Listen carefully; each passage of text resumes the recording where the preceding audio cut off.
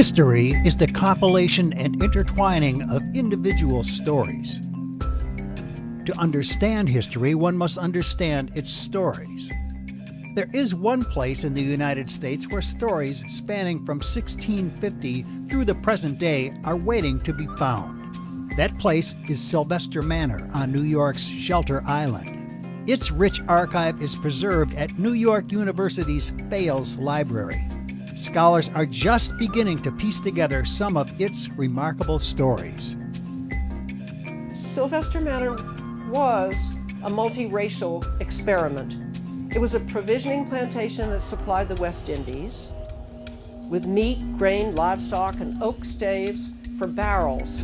Barrels, the shopping bag of the sugar trade. You could not have sugar in any form unless you had a barrel to ship it in.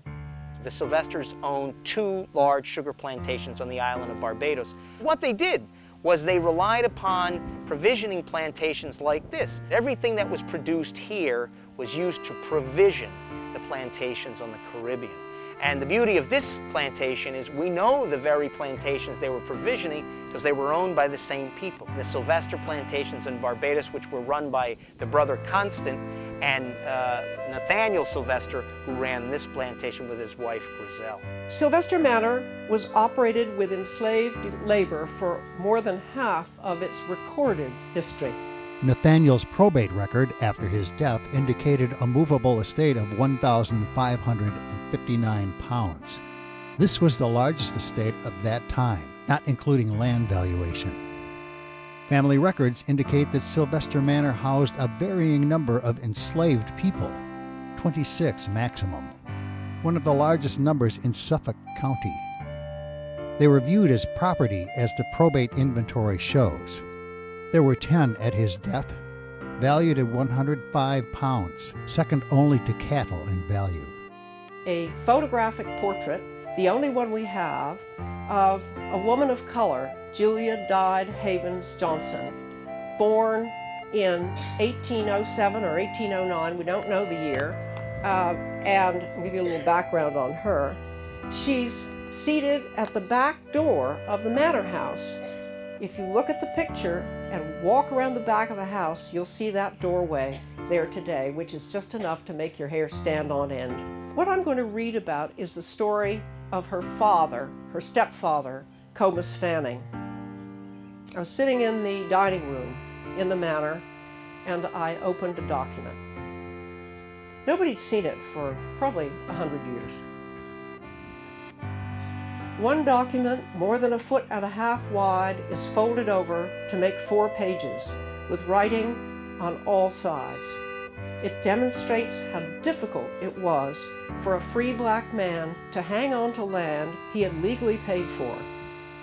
Dated September 30th, 1828, this big sheet confirms a land sale transacted 8 years earlier by Sylvester Deering, owner of the manor, and Comus Fanning, farmer. Comus Fanning. This man is distinguished by having a last name. He isn't a slave. He isn't called Negro or Negro farmer. He's just called farmer. Asa Gray planted a beech down by the water in 1877, and how do we know this? Because the Horsfords kept an incredible guest book of all the people who came to stay. So not only was Longfellow a guest here, but Asa Gray, America's foremost botanist, also visited here, and he came down with this little copper beech sapling, and he put it in the soil at the water's edge. It's so amazing that we know this stuff, and what's left of that tree is down by the water today.